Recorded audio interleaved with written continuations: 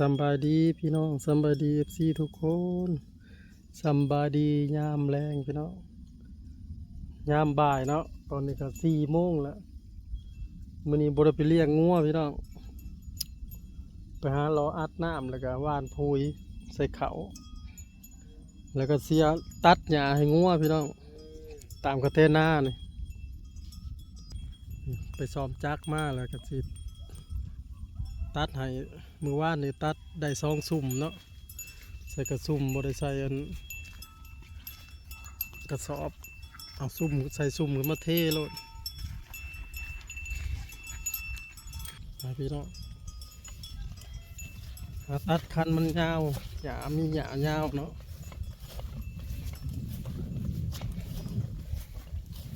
2 คันก็ได้ละ2 ซุ่มพี่น้องเป็นหญ้ามันดกว่าในตัดไปคันนี้กับคันลุมมัน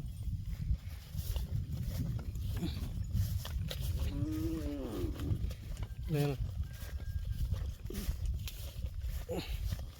ตัดคันนี่พี่น้อง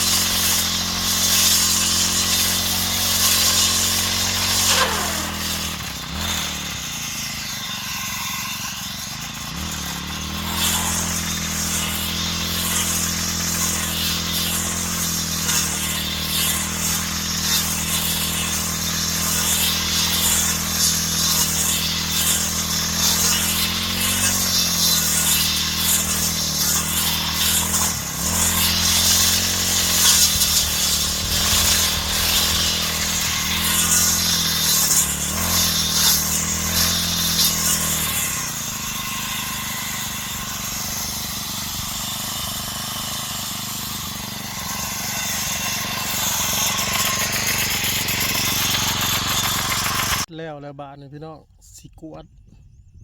ออกขาดเลย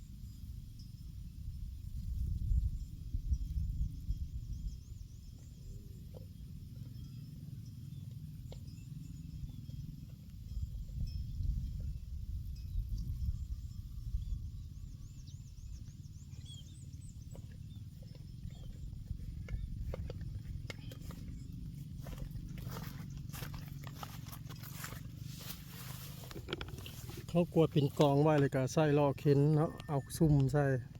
แล้วก็ฮุบขึ้นให้งัวพี่น้องจะได้ประมาณ2ซุ่มเก็บภาพไปเพียงสำนี้พี่น้องฝากกดไลค์กดแชร์กดติดตามเด้อพี่น้องส่องพอดีแท็กส่องน้อยๆเป็นกำลังใจเนาะให้เฮาพี่น้องสู่เวียกสู่งานคลิปต่อไป สบายดี